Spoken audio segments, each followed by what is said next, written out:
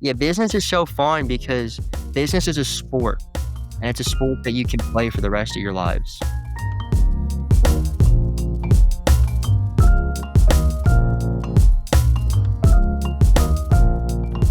What's up, guys? Welcome back to the Startup Storybook Podcast. I'm Turner here with my friends Wes and Daniel, and today we have Cole Piotrowski on the podcast. He just graduated from Ole Miss and had a business, Godors Spray, in college, and is now the founder of McCarren Capital and running that. So we're gonna get to meet him and hear all the entrepreneurial things he's doing. Cole, thanks for coming on. Yeah, thanks for having me. It's really nice to meet you guys. Absolutely. So why don't we just start off real quickly? Tell us a little bit about yourself, where you're from, how you got to Ole Miss, how you got through college. Yeah. I grew up in Queens, New York, actually. So I come from a pretty interesting, like a definitely like a non-traditional background of growing up in a city. Grew up in Queens, right on the East River, right across the river from the United Nations. My family was in the film, theater, and television industry.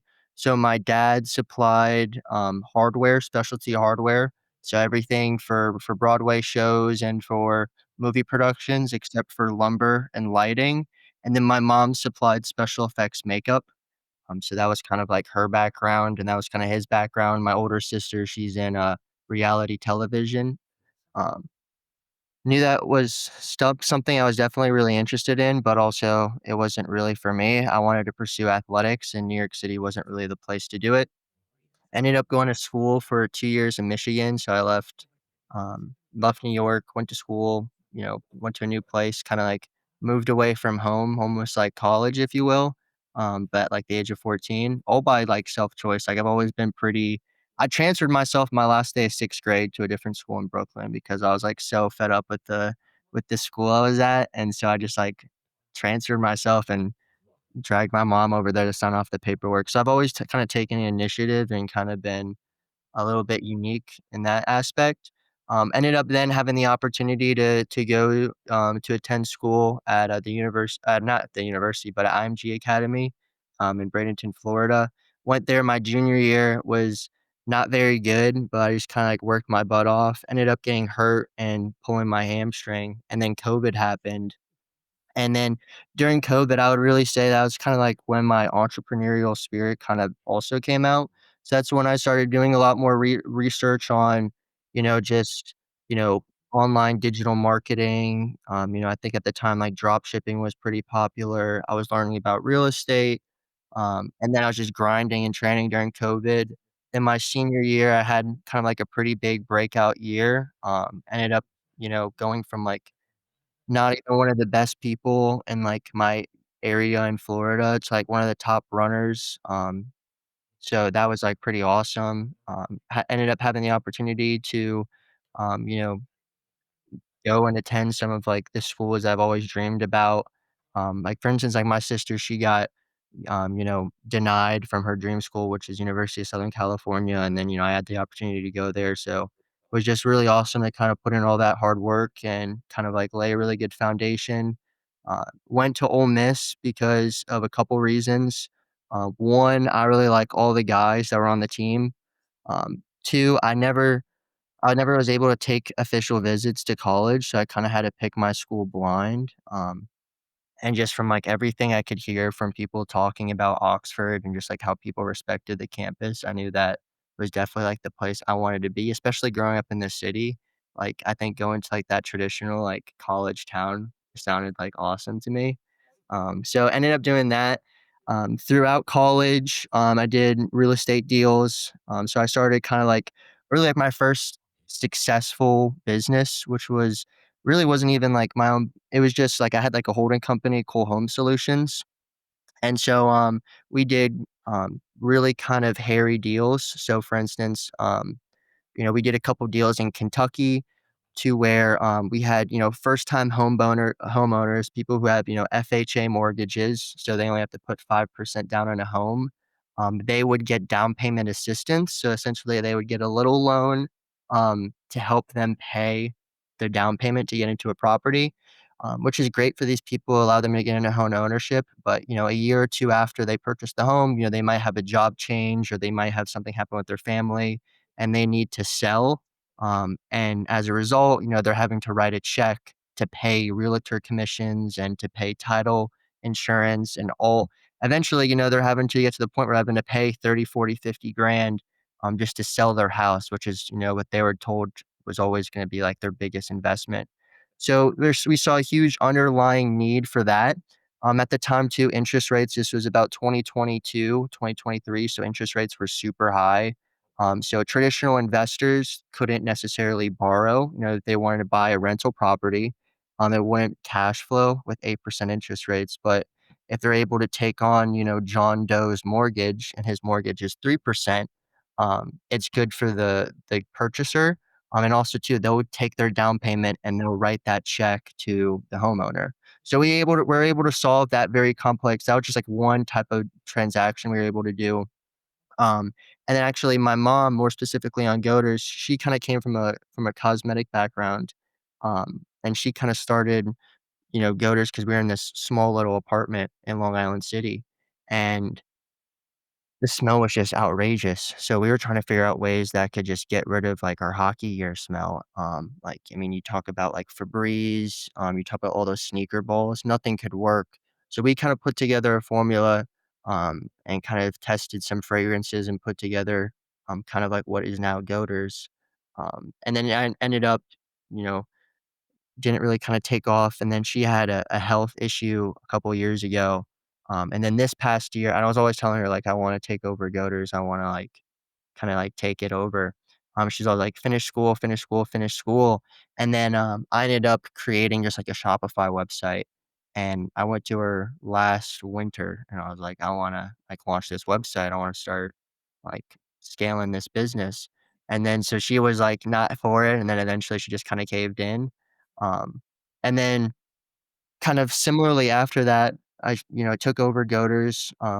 We've been working on, getting into we've had some pretty cool opportunities to get into some professional sports teams, pretty cool opportunities to sell the product to some universities, pretty cool opportunities to sell it. I mean, the product wholesale wise, we have two sides of the Goders business. There's a wholesale side, which is more of like the direct to B2B, if you will. So these are ski shops, hockey rinks, roller rinks, pharmacies, grocery stores, universities, sports clubs, so there's a huge array of customer base out there just to purchase the product in bulk and who can resell it, on shelves. And then the other side is the direct to consumer, and it's an affordable product that's safe to use. So the product was designed, to be in our family's household. We don't want to be inhaling toxic fragrances, so we've only had like the utmost care. And so kind of started scaling that business more towards my senior year, kind of taking it over. And then I also had this whole home solutions business that was doing really good. And I had a local broker in Sarasota who, he knew I was doing well and he knew I was positioning myself in the right place. And, I had the opportunity to invest in a guy's project and he was very similar like the deals that I've been doing. They're very hairy deals. They're not just like traditional standard deals. And this guy overspent on architectural designs and he was bleeding capital. And so he needed kind of an investor to write a check to kind of bail him out. I ended up passing on the deal, but I was like, wow, this guy lined up a Zoom call, talked for 30 seconds in the beginning, and then 30 minutes, I just kinda picked this guy apart, and, Tony just sat there and didn't say anything, and that kinda got me interested.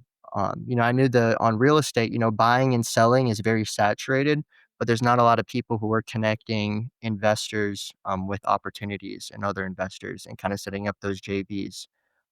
Ended up kinda going through my research, learning what I needed to about because at the end of the day, you are selling like securities, so you need to have like your Series 62, your Series 82, your Series 89. These are all kind of, or I should say your Series 79. These are all kind of almost the most popular one's a Series 7. That's like a lot of people here. Um, so now that's also kind of what we've been working on. I have two businesses I'm working on, Godors, which is a physical product. It's an affordable product. And then the other one is McCarren, which is a financial services industry or financial services business that is focused on the commercial real estate industry. And it's an investment bank that's connecting borrowers. So these are commercial real estate investors with either debt or equity And then we're also connecting these investors with institutional capital partners that I have a mentor of mine. There's actually two partners. One guy managed, a deca-billion-dollar family office, was an analyst, an associate, and eventually the chief investment officer of this firm. As he grew up through the ranks, all of his friends were the head seats of all these big family offices, these large institutions. Some of them, are very prestigious. So he kind of went to his other partner and said, "Hey, listen, I have access to trillions of dollars." Because really at that point, it's really all just fake money. It's pretty crazy how the whole system works. And so he's like, "I have access to unlimited liquidity. We need deal flow." He brought on his partner Howard. This bank is called Cambridge Wilkinson. It's a real estate investment bank. If any guys want to look it up, but you can kind of go through some of their tombstones and some of the deals that they've done. They only post some of like their nine-figure transactions. But so I reached out with Rob Belandrian, great guy, hit it off with him right away. He introduced me to Howard, and so Howard is kind of mentoring me. So for instance, they already have a deal that's penciled out. They've already provided capital to this firm, and this firm is getting another injection of $400 million. That's what they have the term sheet signed for October.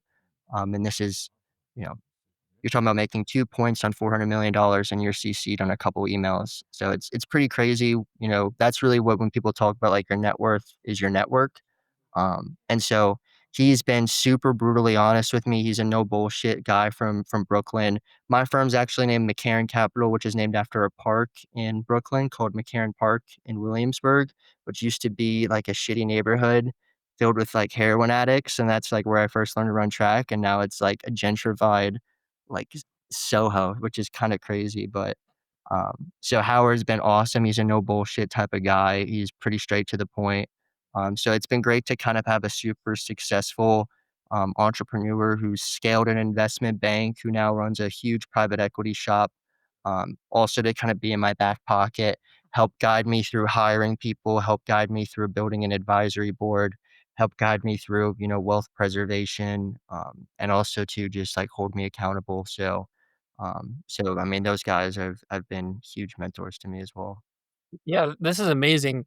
So, for our listeners, I kind of want to break these two apart and just do a quick little deep dive into both, and then maybe we can get into some of your strategies as a multi-business student entrepreneur.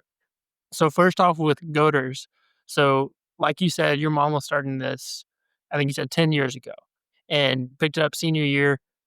Now, when you picked it up senior year, where was it at? And then how did you get it to I know you won money with the SEC startup competition as a student athlete, and then how did you kind of go from launching it again to winning that money? Yeah, that's a great question. So my mom, so yeah, so we put together this formula. The business wasn't really going anywhere. She actually ended up having a brain tumor, non-cancerous, but she had that brain tumor removed. And when she was having her brain tumor removed, she had the good news about the product is the product really works. So we can't afford to acquire a customer. We can't afford to spend $10 to acquire a customer. However, when customers purchase from us, they always come back and they always buy more. That's why like one of our most popular products is our 32-ounce refill because the product really does work. And so we've kind of always had like the same customer base that would kind of come back and order more, and they would place an order, every, couple months. And so our orders really weren't consistent, and so I kinda came on. Firstly, we were using a GoDaddy site, and it just, like, it was just terrible to use. The processing, it was too much money, it was just a waste. So just improving the customer interaction, helped our conversion rate a lot. Then also just driving traffic, doing cold email campaigns, messaging wholesalers on LinkedIn. We're really trying to push UGC right now and TikTok.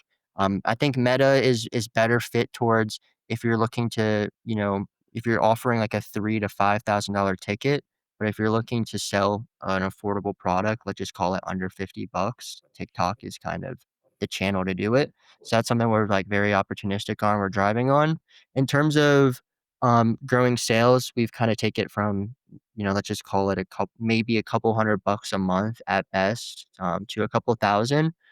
The good news is for growth, it's not a complex I can kinda go into that too, but it's a very simple product to make. It's not a complex product to make.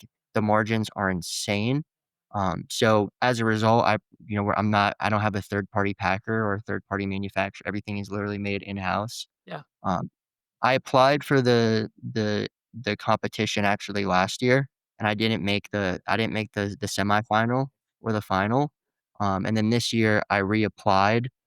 You just had to submit like a little pitch video. So my girlfriend helped record the video, and I just kind of like sprayed the shoes and kind of explained the product.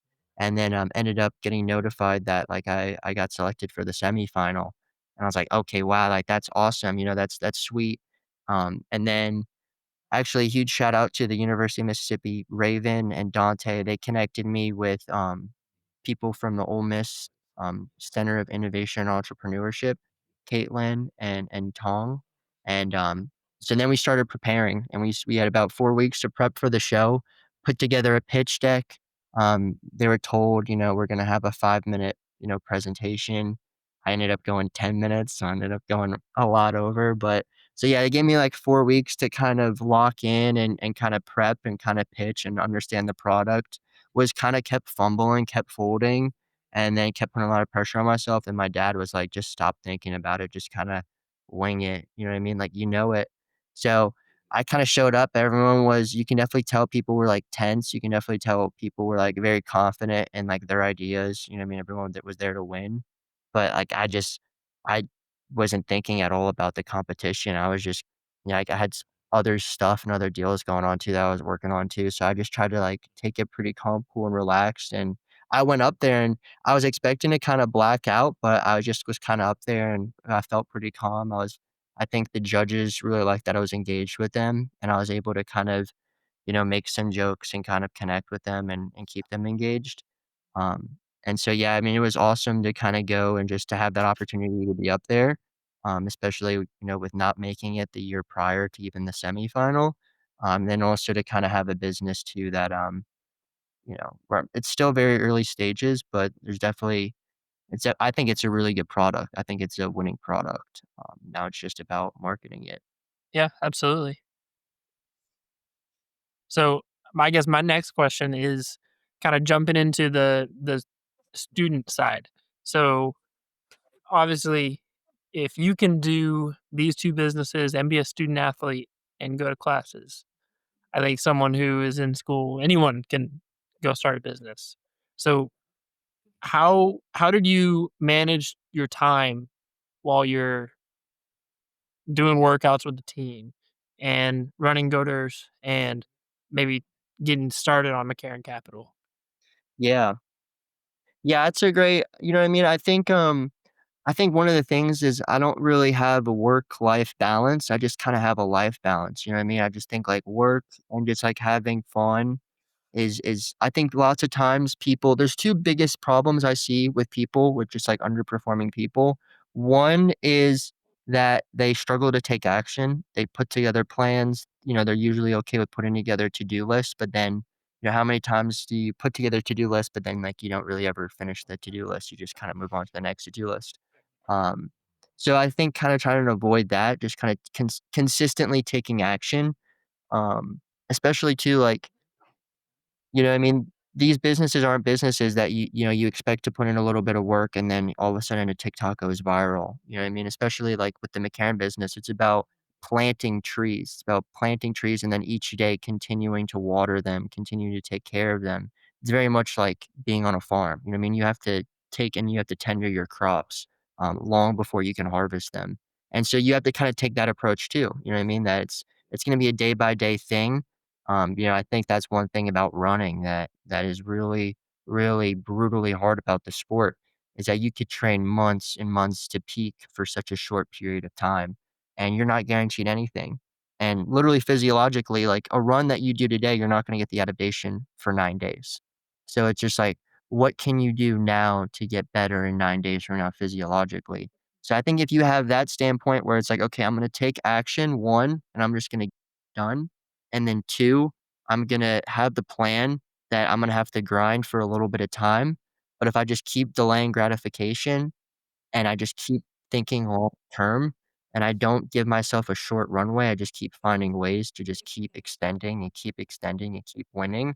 I think that's really where like people can have success. And do you think you got that from like running and being an athlete? And also, I mean, it sounds like you've had this from a kid when you are wanting to go to Michigan for school and going to the IMG Academy and working hard. Like, where do you think that came from? Yeah, I think New York definitely helped. I think having like I grew up in a neighborhood called Long Island City, and now it's when I first got there was so what kind of got me interested in real estate is there's one tower in Long Island City. It's a 30-story tower called City Lights. And my parents used to live in that building, and then eventually we moved to a building across the street, a smaller 5-story building. And I remember I was talking with my dad and I was like, doing the math of like how many units are in City Lights because that's where I used to go trick or treating. That's where they used to live. And then it just kind of got me like baffled. And I used to lay in my bed and I used to watch these guys do because like when you hear people talk about like New York doesn't sleep, New York doesn't sleep.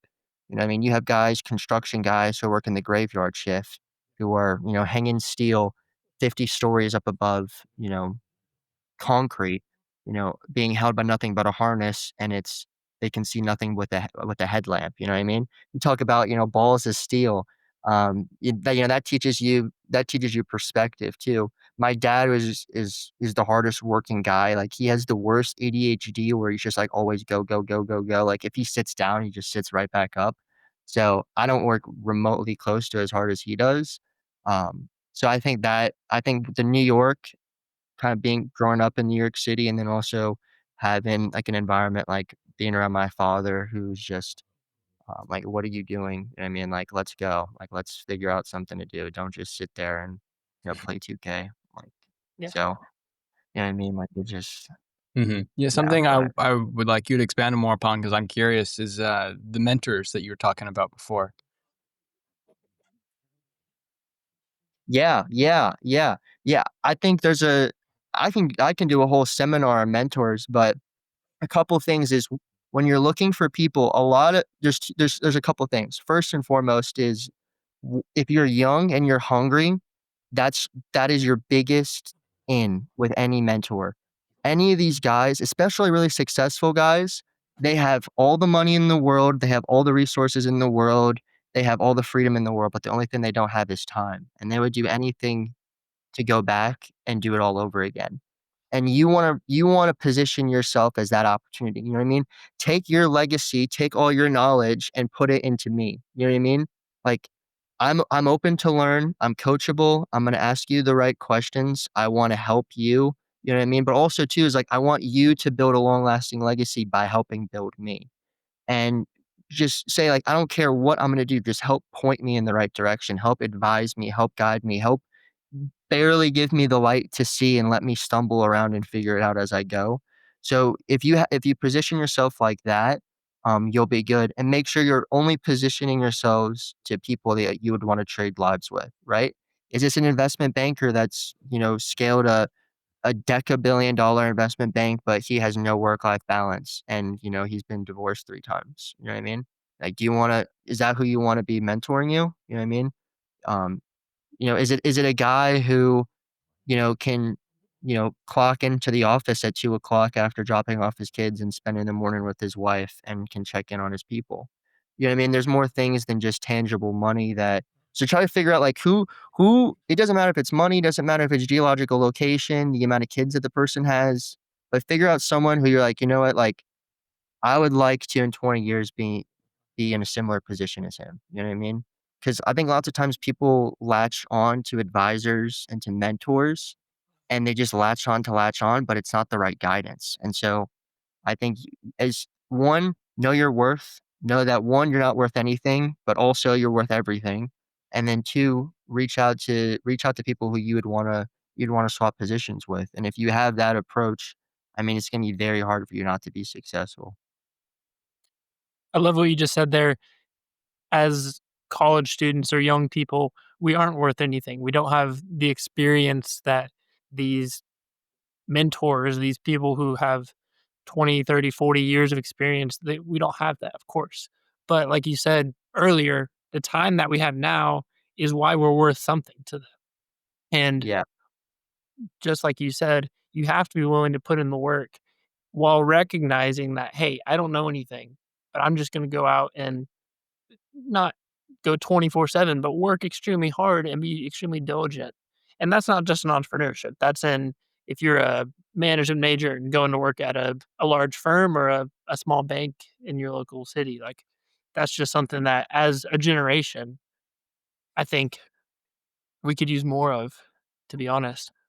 Yeah, for sure. And like, for instance, like my mentor, Howard, great guys, he has he has a great family, um, but I can definitely just tell too, like, when I first hopped on a call with him, you can definitely tell he had a lot going on. You can definitely tell this is a guy that is at the pinnacle because all the problems run up to him, so he's constantly bobbing and weaving and wearing so many hats.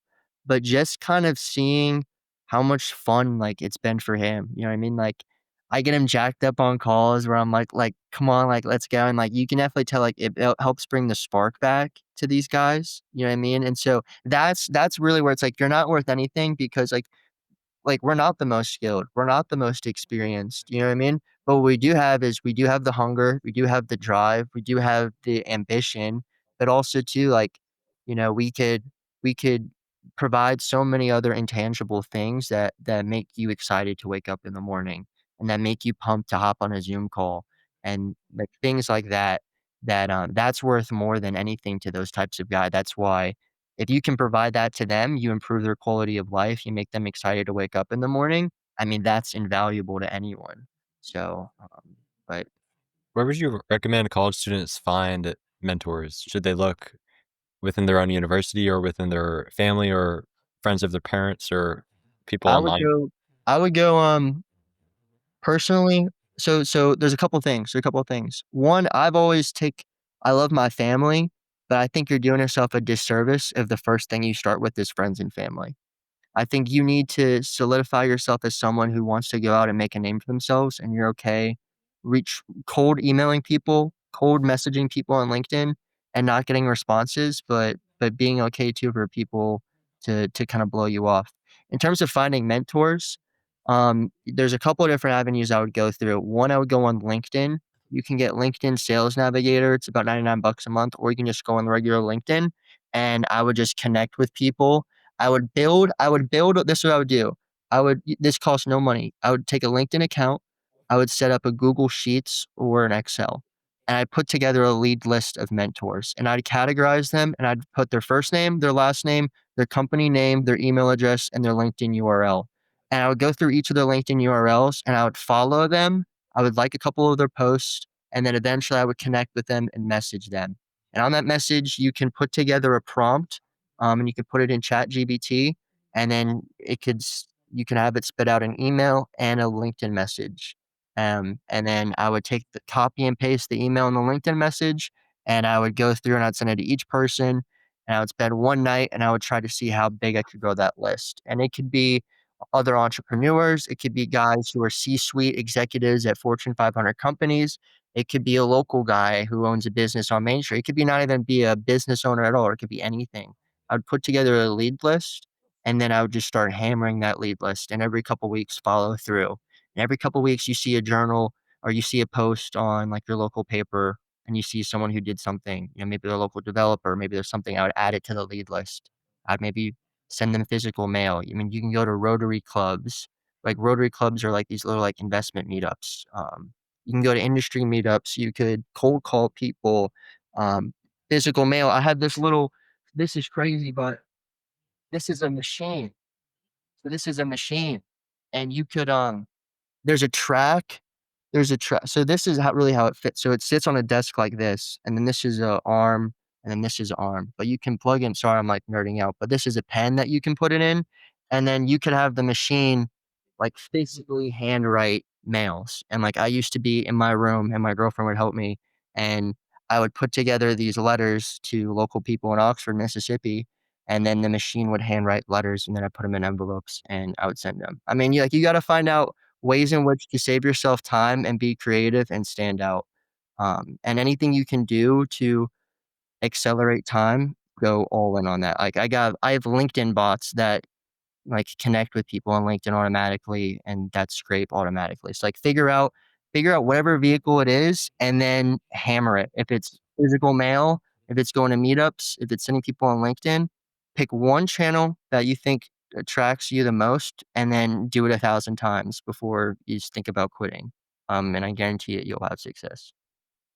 Well, and it's the quantity too that sometimes pushes people away. Because I mean, we've experienced this a little bit. I was talking with Wes earlier, like, we have just gotten serious about doing our social media, and so we're posting clips from these episodes on Instagram and TikTok and all the platforms just to see what sticks, right?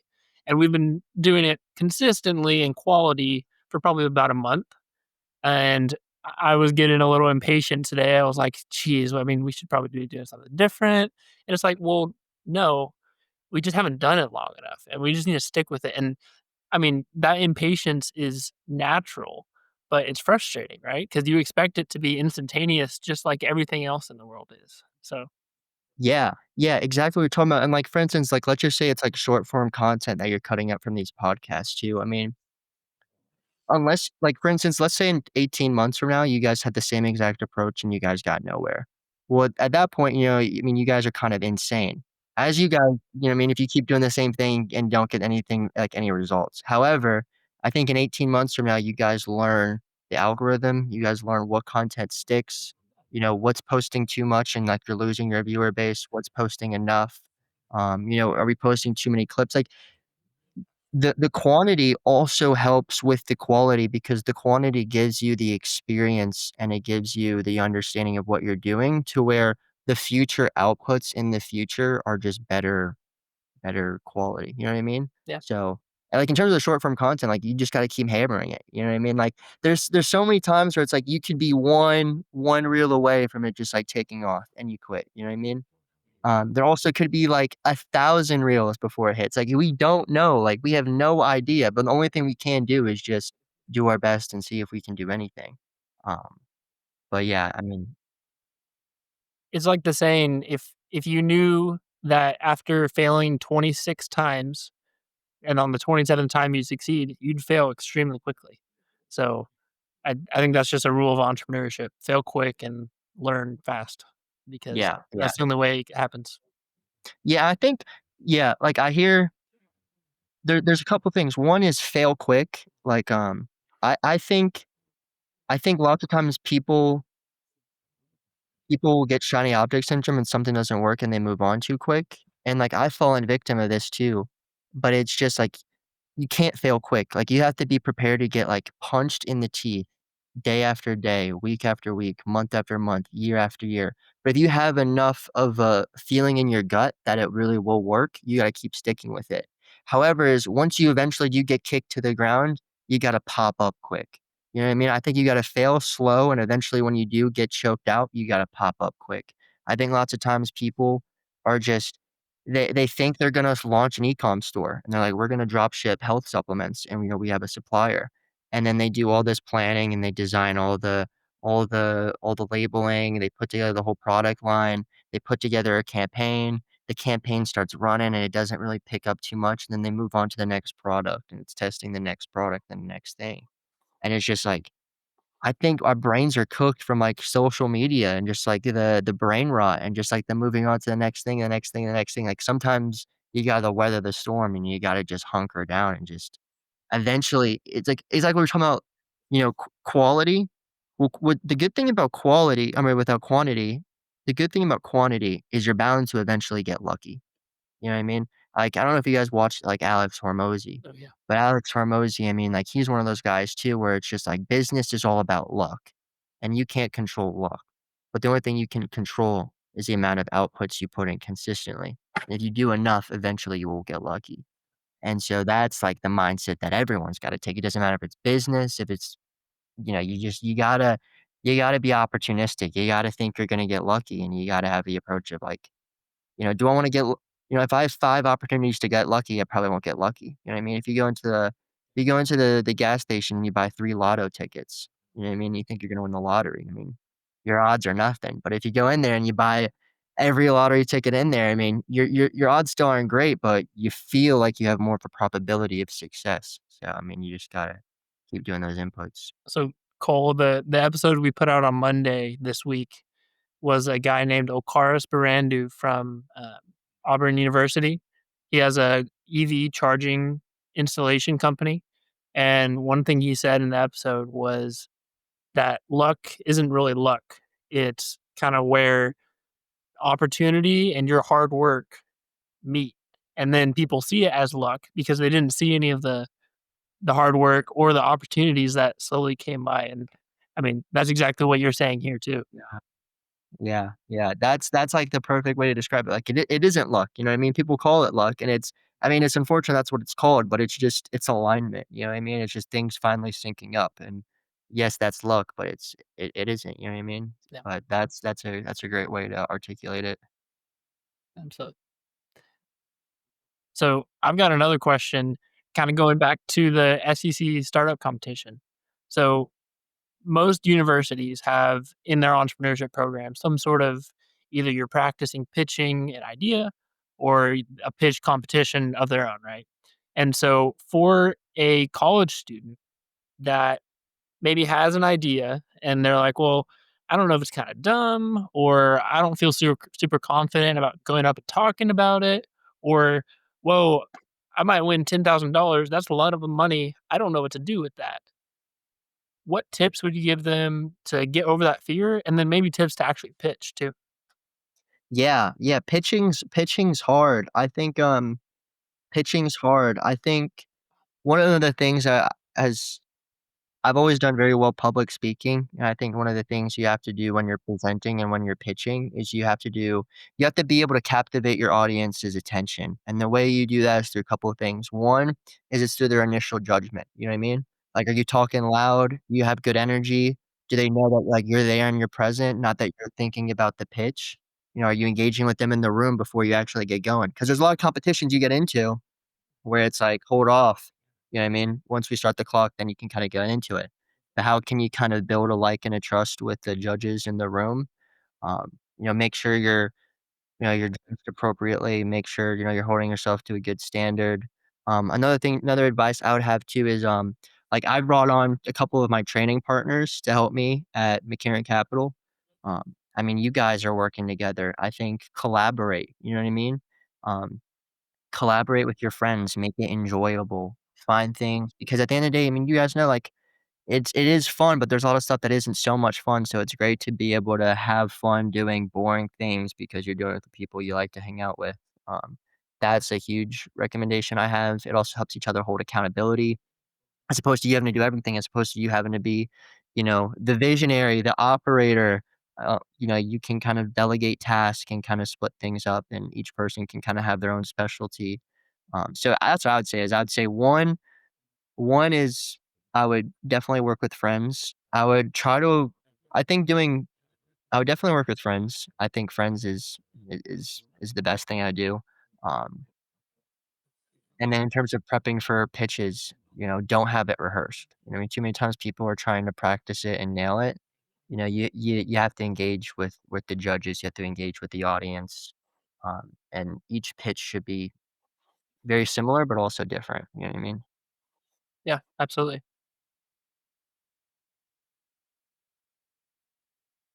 So Daniel, I was thinking about this earlier. You know who Alex Ramosi is, right? Absolutely, Yeah. yeah. I was Wes, gonna do you know say, who he he I've is? heard just his launched name, his but new I book. haven't really followed him. Yeah, that's right. You don't have social media, so you don't. $100 million money models he just launched. He made $100 million in a weekend. Crazy. A But lot go of ahead. what he says is like, don't care about what other people think. Just do what you know and are feel confident is right. I think that can apply to pitching too. And kind of like you're saying, if you're nervous, you're going to want to rehearse a script and feel like you have it down every single time. But the nerves come from normally a place of like, well, I'm not sure how people are going to think about this. And the only person who knows about your idea when you're pitching at a competition is you. You know everything about it. And so for anyone out there who, if you have this idea, but you're like, oh, I'm not sure if I want to pitch at Ole Miss's pitch competition because I don't know if people will like it. Well, people will never know if you don't even just go do it. And go ahead, Cole. No, no, I'm just sighing because I'm like, that is so true. You know what I mean? Like that is I you mean, gotta you gotta there's no point in holding anything back because if you don't say anything, it's never gonna happen. yeah. Yeah. And then so is a lot of the audience, are they like are they mostly students? That's who we're So directing towards. Yeah. yeah, I think if you're a student and I mean, you could be a student athlete, you could be someone who's also working a job, at a restaurant or a coffee shop. You could be someone who's working a job and, part of a sorority or fraternity or whatever. Like college is the best time to start a business. You know what I mean? Like college is without a doubt the best time to start a business.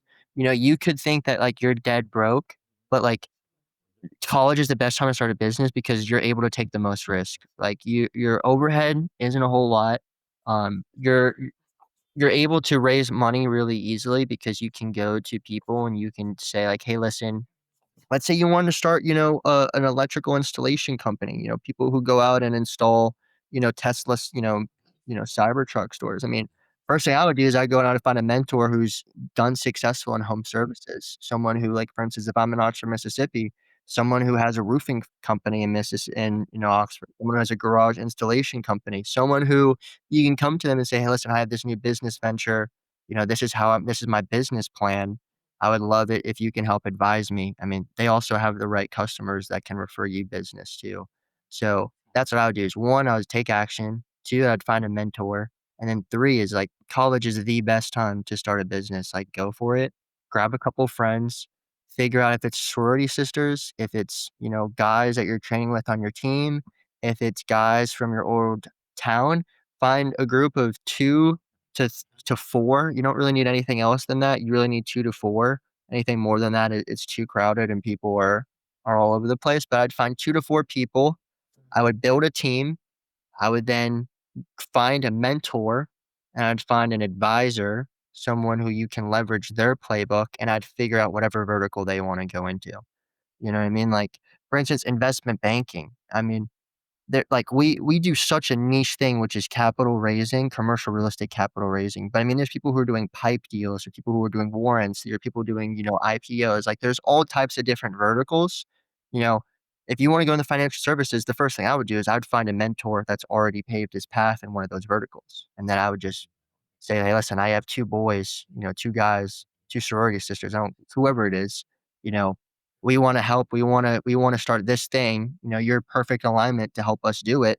We're hungry, we have skin in the game, we're willing to get kicked in the teeth, can you help point us in the right direction?" Chances are they're gonna wanna get involved, you know what I mean? Chances are they're gonna wanna see that thing grow and unicorn, um, both for potential opportunities pay-wise, but also just to, like, help them build a legacy. Cold earlier, did you say you have bots or AI bots that do cold outreach for you? Yeah, I can actually I can screen share, let me pull it up, but, if you guys are looking so there's a couple of different things you guys can look into. I would refer there's a you have to pay for a license, but you can do it free, you just can't do any, like, the fun attachments, but there's a thing called Linked Helper, and I can pull it up real quick, and I can screen share it. I don't know if that's possible, but, I would look into Linked Helper. Linked Helper is, I can show you some of the workflows and some of the automations, and I can show you, security. Yeah, so this is, so we have 3 accounts and 1 license. Our goal is eventually so right now we're doing actually this is pretty cool too. If any of you guys are watching this and you guys wanna get in on McCarren Capital, we're actually putting together we have here, I can show it to you. Um, we have a Mhm. virtual internship. We're hanging this up in University of Mississippi, and we're sending it over to some other schools. But if you're looking for opportunity, we're not selling a course or anything. We have a lot going on, a lot of great opportunities. I mean, you're talking about multiple nine figures in pipeline transactional volume. We need help with outreach. We need help with people doing a lot of the mundane tasks. You don't need to hop on sales calls. If you're someone who does eventually want to do that, we can get you connected with the right investment bankers to help mentor you and help ride their coattails. But so we're going to get a lot more LinkedIn accounts and a couple more licensing. But this is pretty much what licensing does. So you can put together a campaign. So for instance, this one I have like 77,000. And then, for instance, this workflow follows them. It then waits a day, and it then connects with them. And then it waits a day, and then it likes one of their posts. You can also like one of their articles that they published. And then it waits a day, and then it filters out. You also can do. They recently put in new limitations on LinkedIn, so some like up here you can only do like 150 of like certain actions a day. Messaging, they only recommend you do like 39. But so for instance, let's see if it starts running. But so I'm not touching anything, but what I'll do is I'll scroll down here and it should have a clock. Where's the clock at? Here we go. Okay. So I don't touch anything. You'll see eventually. Right now, what it's doing is it's filtering out. And then you'll notice here that it's going to start typing into the search bar. Let me scroll down and make sure that's. But yeah, so this is what I have like when I'm on calls and stuff or I'm working. Yeah, here we go. Here's the next action. So it's going to count down and then it'll execute that action. So I just have this running in the background, like when I'm doing my work. You can put together a lead list and you can enter it via CSV. So you can upload a LinkedIn profile email.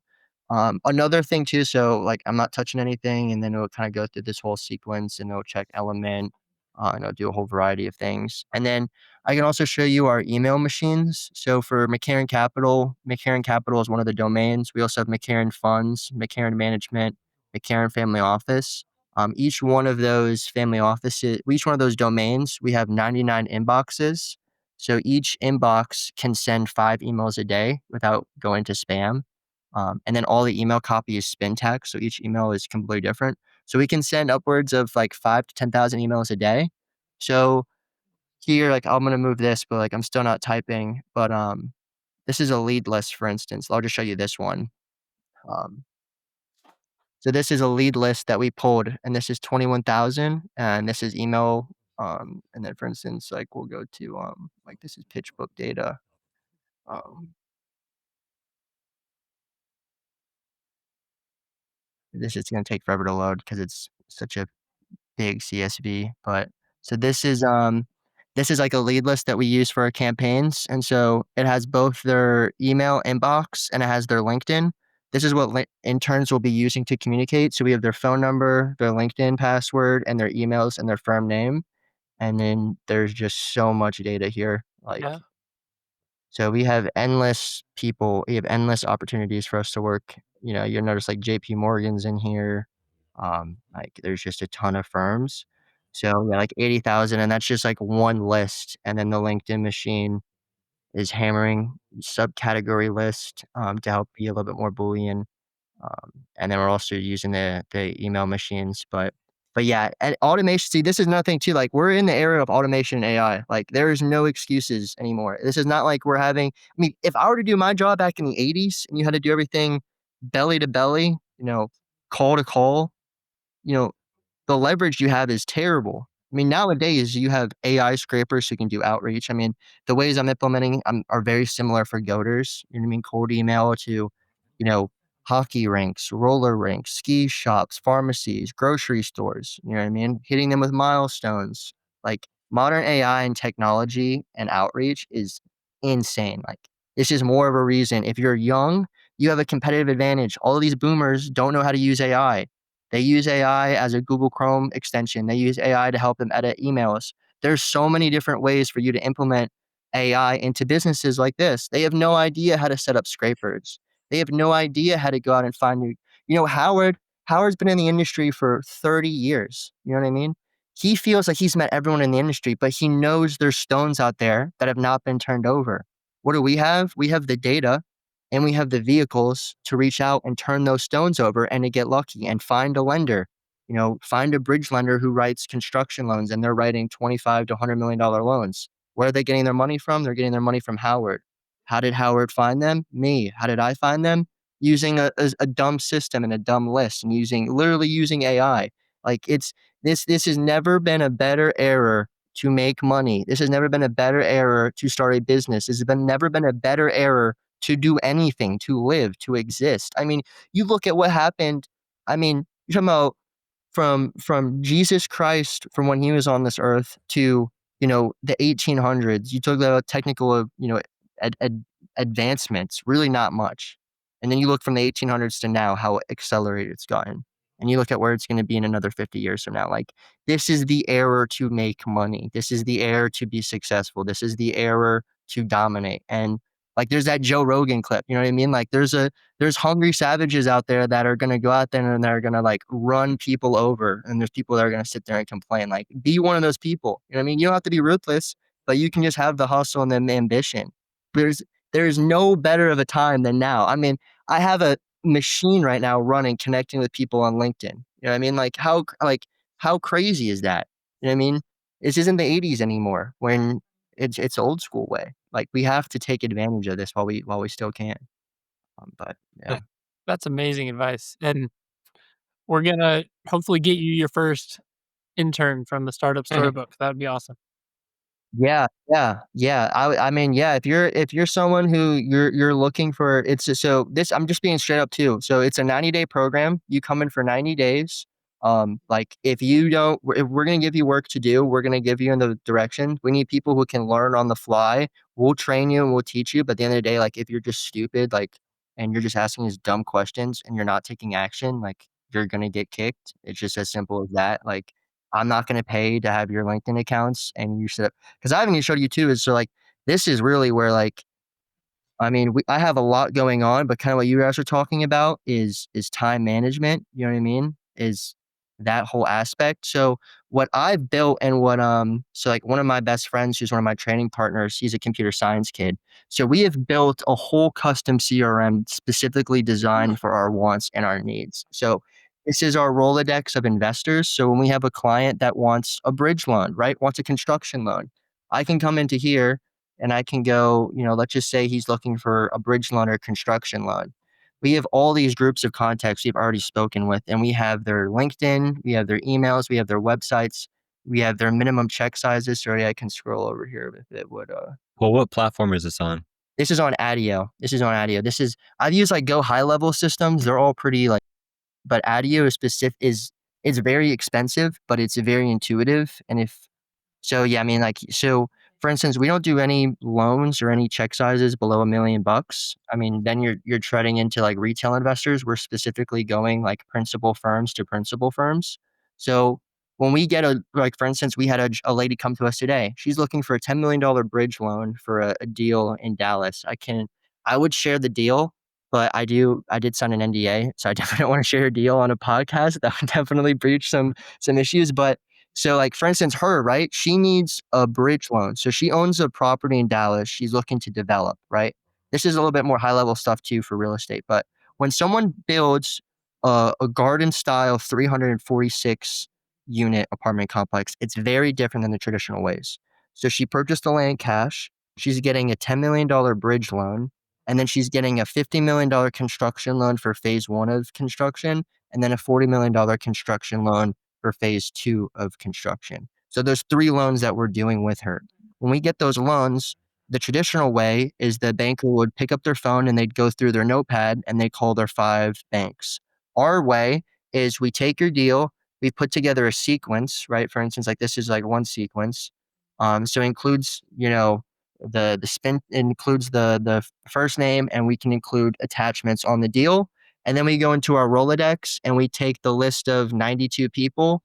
We click on that, and then we run a workflow on it, and we can do the outreach. And so it allows us to file a sling.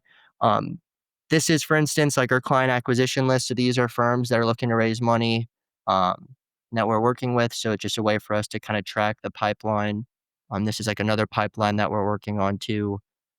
We have like a ton more of just like deals that we've done and just stuff like that.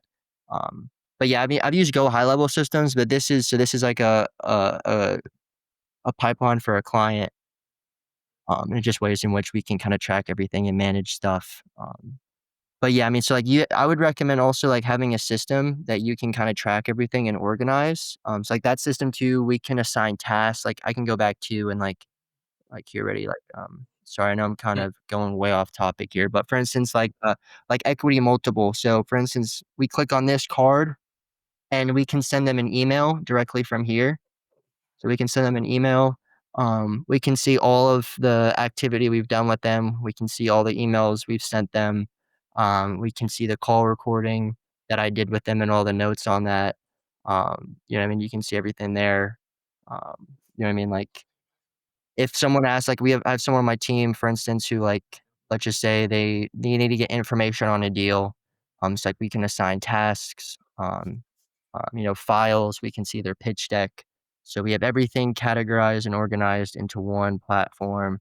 So it's not having to go through multiple different systems to see everything. So And it's all the ways that technology is helping us rather than back in the day, right? yeah, AI is not going to replace humans. AI is not. You know why? Because AI isn't creative. AI needs to be told what to do. But AI will be used to help save people and save people time and save people money and save people energy. That is what we need to use AI for. AI is not going to replace you. No, but you will replace people if you know how to use AI and you use that as your competitive advantage. You know what I mean? Like I'm already seeing with investment banks, like investment banks, you know what I mean? Like, you used to have a team of analysts who would put together pitch decks and who would put together financial modelings. You know, now you could have one analyst who's really good at generating a prompt and who's really good at uploading data the right way in order for AI to articulate the exact, you know, materials needed. You know, that analyst is going to get paid way more than 5 analysts traditionally because that analyst can save the firm more time because they're more valuable. Well, Like, it's just a little interesting stuff like that. and they can do more volume with it. I think that's the thing. Like, it's not gonna replace people, it'll enhance them and allow them to do more. And sure, that might mean that an investment bank needs 1 person instead of 5, but that also means that another investment bank is gonna open up down the street that's gonna hire those other 5 people and get more things out. Like, another one of our guests Mm. recently, his name is Colin Raby. He has a business called Farm Smarter AI, and it's an AI firm helping kind of integrate all the things and information that a farmer needs so that they can get realistic and good data.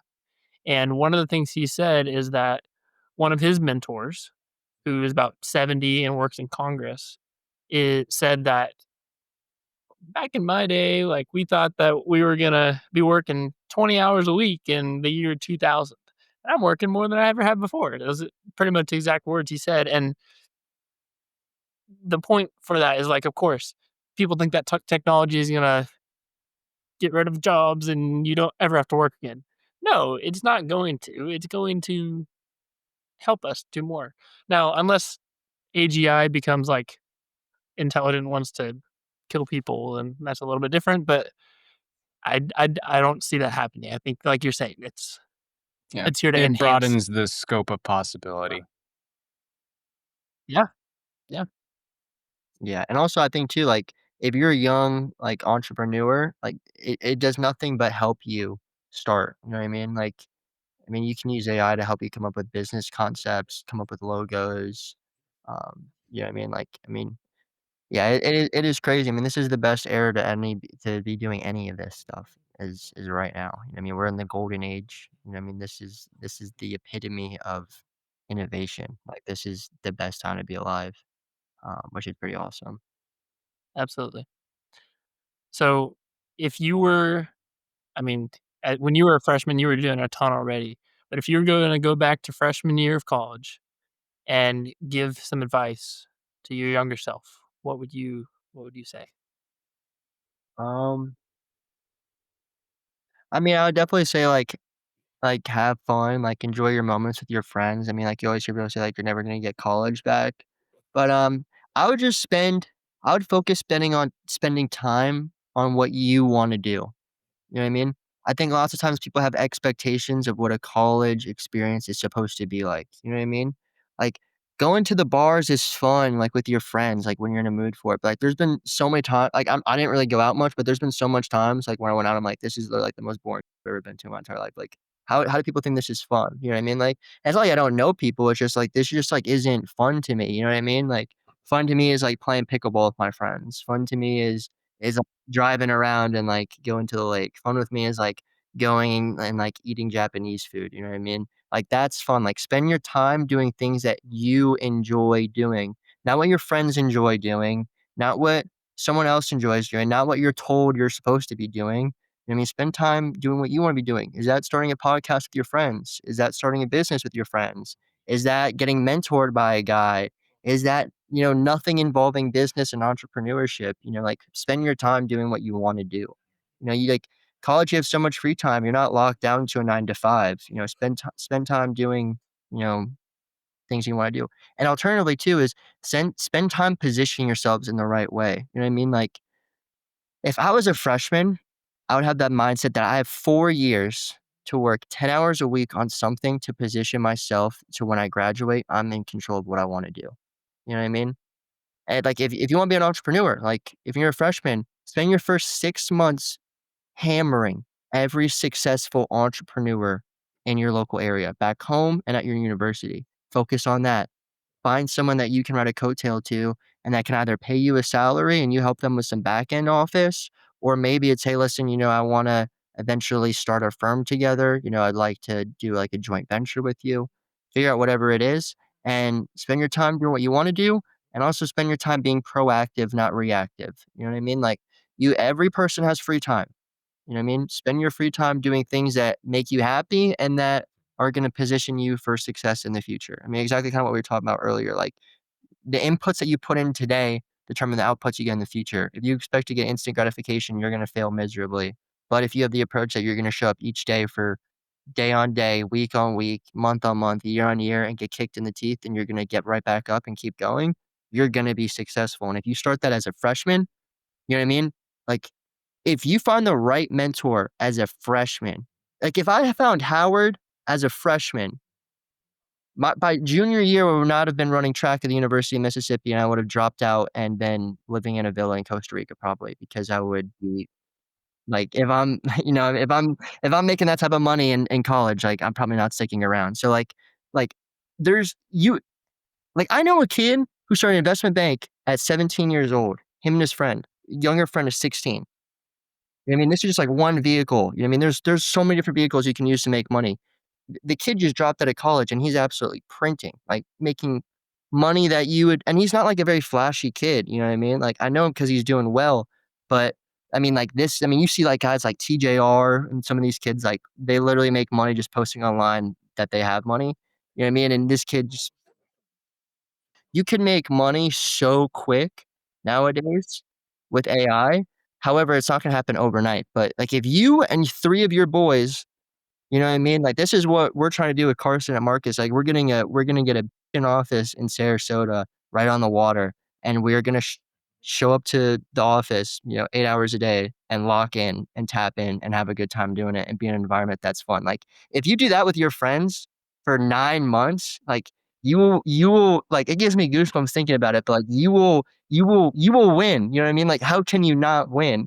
And even if you're not winning, like always be talking about winning. Like you're not a byproduct of the people you hang around. You're a byproduct of the environment of the people you hang around with. Like if you and your friends are talking every day about getting deals done, you're talking every day about making money, you will make money. If you're around your friends every day and you're talking about drinking and you're talking about, you know what I mean? Like you're gonna go down that path. Like you're a byproduct of your environment and the people you're around. Spend that time with those people talking about the right things. And kind of what I was talking about earlier, like doing things that make you happy and doing things that are gonna position yourself for success in the future. If you do both of those things with the people you love, you know what I mean? Because like I mean, you guys know it too. Like, there's bonds you have with your boys that like are or your friends are like closer than anything like you could like have with like blood. Let's just call it. Like, use that. Like, go to war with those people. You know what I mean? Like the kids I'm doing business with, we trained together for the 800.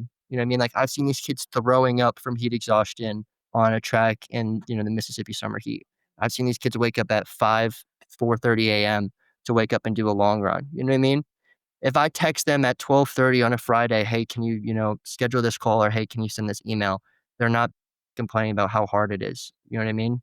Because it's sending some emails and sending some LinkedIn messages isn't very hard. You know what I mean? Like it's not very difficult. What's difficult is you hyperventilating on a track and you having heat exhaustion and you literally seeing black and white stars. You know what I mean? That's difficult. So like spend your time doing the things you want to do. Spend your time doing things that are going to progress you for the future. and definitely spend that time with mentors and friends that you enjoy being around. If you do all three of those, you're going to look back in 2 years from now, and you're going to go from being a freshman to being a junior, and you're going to be way ahead of everyone else. And then everyone's going to say, "Oh, you got lucky." Oh, I have some people now who it's just like I'm starting to do well. Like I'm starting to do good. But like I'm also not like crazy or anything. I'm not like stupid with some of the stuff I do. But like I have so many friends who are like would kind of judge me because I wasn't as close with them, like on like our track team, let's just say. But you know what I mean? But now they see what I'm doing and you know what I mean? And I guarantee you they're gonna see me in 5 years from now and 10 years from now, and they're gonna be like, damn, like maybe I should have been doing a little bit more of that as opposed to the other things. You know what I mean? That's what you want people to have. You want people to think that, dang, you know, I should have bought stock in Dan. You know what I mean? Like Dan completely like took over. You know what I mean? The reason why Dan took over because Dan locked in. Dan did the work. Dan grinded each day and he showed up. Dan connected with the right people. You know what I mean? Dan was approachable. Dan wasn't doing this and doing that. Dan was doing what Dan wanted to do. You know what I mean? He spent time working on his business, working on his podcast, hanging out with his boys. You know what I mean? That's why he's successful. He's not successful because he was listening to what his parents said or listening to what his professor said or listening to, anything else. Dan was doing what Dan wanted to do when he wanted to do it, and that's why Dan is where he is. And like if you have that model and you have that approach, like run everyone over. You know what I mean? Like the world is for the taking. There's so many soft people out there. Like people today are so soft. They don't want to do the work. Like if you're young and you're hungry and you have AI, like you can dominate. Like let's go out there and let's dominate. You know what I mean? Like there's As no David Goggins says, it's so easy to be great nowadays. Yes, literally, like it's dude, money is fake. Money is printed. Money is not backed by anything. Like it is fake. Like there's people who have so much wealth out there, but who are dumb as a rock. And there's people out there who are brilliant, but can't get by. Like the world is just so interesting and crazy. You know what I mean? Like it's insane. But if you study, you know what I mean? Like, so much of my self-growth, like, yes, like, I had a lot going on my plate, but you know what consumed my time the most?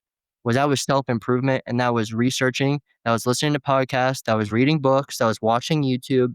That is where you need to be. Now, I'm not doing that much. I don't have any time to be watching YouTube videos, any time to be I don't scroll on TikTok anymore, like, I'm so overwhelmed with work, but like that phase of my life, like my sophomore year, which is really when like I'd say like my end of my freshman year, my sophomore year, that was when like I consumed so much knowledge.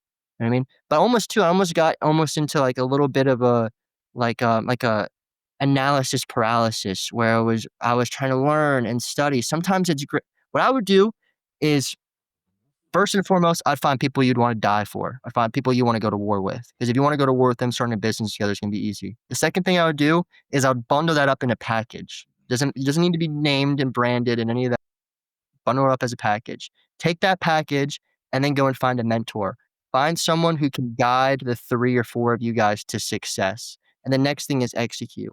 Lock down, hammer down, have your advisor, your mentor point you in the right direction and commit to it. Figure out what each other's strengths are. If you do that, you are going to succeed. You know what I mean? It doesn't matter if it's a podcast, if it's an athletic gear spray, if it's an electrical commercial installation company, like it doesn't matter what it is. If you have the right people that are motivated by the right reasons, you will have the right amount of success. You know what I mean? Absolutely. Like Absolutely. it's just it gets me excited, you know what I mean? Like this is the best time to be alive. Like this is the opportunity. And plus, I mean, I'm really hoping Jerome cuts the rates. That would really help my whole life exponentially. So that'd be awesome. So if anyone from the Fed is watching this, please cut rates. Like I need it so bad. But but yeah, hopefully that helped clarify some things. Sorry if I went off topic. No, that was amazing. Um, I think just kind of to summarize for listeners out there, find people who you trust, who will work hard with you, who you value and will spend time with. find mentors who you want to trade lives with and who have succeeded and would be willing to pour into you, but you have to be eager as well. And then just go do it. Go spend the time, go spend the hard work. Cole is evidence of that. All of our guests are evidence of that. I mean, that's all there is to it. You just got to go do it. So, Daniel, Wes, any final thoughts? That's a good point. Yeah, like reading the books, the podcast, but gaining the knowledge. I think there's a season for that, but it doesn't. That means nothing if you don't actually execute on it and move past the books and podcasts like Cole did. Yeah. Yeah, and exactly too, like, is, ideally, like, you have a couple guys who you kind of work with, and then you find a mentor, and then you're working with that person, maybe during the day or maybe during the mornings or during the night, and then during some of, like, your other free time, that's when you're, like, learning and researching. You know what I mean? Like, I'm on these Zoom calls with some of these guys who are, like, so smart, you know what I mean? And, like, they're on my Zoom call, and I have 2 monitors up. One monitor has my CRM notes, and the other monitor has ChatGPT and then a search browser, and I'm researching because there's stuff going on in the calls that I'm writing down, and I'm like, I don't know what any of that means. That is way too sophisticated and intelligent for where I'm at. So it's just like you're always having to learn, and you're always trying to play catch up. But exactly what you were talking about, Dan. Like you also got to find like that time where that season where you can like lock in and learn and study. And you never For stop sure. learning. Yeah, no, no, Yeah, no, no. you should And never stop. Yeah. business is a sport, and it's a sport that you can play for the rest of your lives. So, like, have that approach, you know what I mean? Like, if you have the approach of, like, you're gonna one day exit a company, you know what I mean? Like, I've had the opportunity to speak with a lot of people who've exited companies. You know what they do when they exit a company and they get a big fat check? Go Their do it life again. doesn't their life doesn't change, and then they have to pay a fat tax bill on it, and then they have to money to work to retire. Sometimes it's honestly I've seen sellers sell businesses, the businesses are cash flowing really good, and they bring on an investment bank or an M&A advisory firm to then sell this business, and they get a huge chunk of cash, and then what do they do with that chunk of cash? They have to invest it into opportunities that were yielding less returns than the business that was paying them. But they were told, "Oh my gosh, like if I sell this business, my life is going to change. You know what I mean? I'm going to grow Godors into 40,000, retail stores and then I'm going to sell it to Johnson and Johnson for $250 million plus perpetuity." And then you do it, and then the IRS wants half, and they did the other 125, and you have friends and family that need to get taken care of. You have capital that you need to invest in a project. And then pretty soon you exit a company thinking to retire, and then next thing you know, you're managing a portfolio and you have a whole bunch of other issues and problems you got to solve. So if you have the approach that, listen, like if one day I sell my business, one day I sell my business. If one day I go bankrupt, one day I go bankrupt. All I know is that I'm gonna continue playing this game until the day that I die. My grandfather's 94 years old. He's one of the smartest guys. Talking about strategy, this guy is brilliant. I mean, this guy is he's insane. He's 94. He still plays tennis. You know what I mean? I think part of the reason why he's still alive is because he follows the stock market every single day. I mean, he's an excellent swing trader, but that's literally the reason why he's still alive. You know what I mean? This guy's had open heart surgery multiple times. It's all mental, you know what I mean? And I also think tennis, like there's studies about like racket sports help Yeah. extend life. But like people who stop working deteriorate and they die. People who play the game of business and that who have fun. I mean, you'll see old retired people who live till they're really old and have great lives. You know what I mean? I'm not saying that, but from what I've experienced, a lot of times the people who do make it pretty far, they have optimism in their lives. You know what I mean? They have things that they're looking forward to, and lots of times that is business, that is deals, that is opportunities. When So I think it's optimism, and to your point, like there are people who maybe aren't running a business till they're 90, but it's the engagement and it's the keeping your brain fresh. And that's what I personally love about running my own business and doing the podcast. Like every day is different. Every conversation with you guys is different. And it's a new thought, a new part of my brain that I'm using every single day for something I had never thought about before. And like I I'm a pretty restless person anyways, but, like, I can't sit still, like, I wanna go, "Oh, what's this thing? Oh, what is this Godors Spray?" Like, what I wanna just learn, and so I think that's keeping engaged is the way you keep your mind fresh, 'cause if you get complacent and not wanting to, um, expand your capacity, your brain, your understanding, your learning, your expand your relationships with your family when you're retired and just going and watching your baby grandkids. Like there's got to be something that you're engaging with. So, That's a great point. That is a great point. yeah. Alrighty. Well, it's getting a little late. I know you're up in Florida, a little ahead of us. So, Wes and Daniel, unless y'all have some other thoughts, let's wrap it up. Yeah, no, well, thank you. You've given us a lot of really cool insight to us and our audience too. So I'm really thankful for that. Yeah, thanks for coming on. Thank you guys. Cole, can people find you on LinkedIn? Oh yeah. LinkedIn, yeah. LinkedIn is I need to start posting more, but yeah, you can message me on LinkedIn. You can email me. My email is cole@McCarrenCapital.com. You might need to email me a couple times in case it goes to spam. If you're interested on the virtual internship, you could email me and I'll send you over the application. You just have to submit a 2-minute pitch video. I don't really care so much about resumes. I think resumes are pretty dumb. I think you need to be able to articulate yourself in a quick way that captivates people. I think that's more valuable than a piece of paper. So, but yeah, if you're interested, submit the internship. If you need help or any guidance, I've built some connections with some pretty cool people, so there might be some alternative things. I mean, go for it. Definitely reach out to your schools. If your school has an innovation and entrepreneurship program, be there. That's one thing I didn't use much at all. But I mean, some schools have mentors and rooms that you can go into and you can work with these people. But yeah, Awesome. Links are all below. So go apply for this internship, go connect, go reach out. I mean, Cole's an amazing resource and doing all the things that I hope our listeners are wanting to do. So, Cole, thank you for coming on. Yep. I think that's a wrap.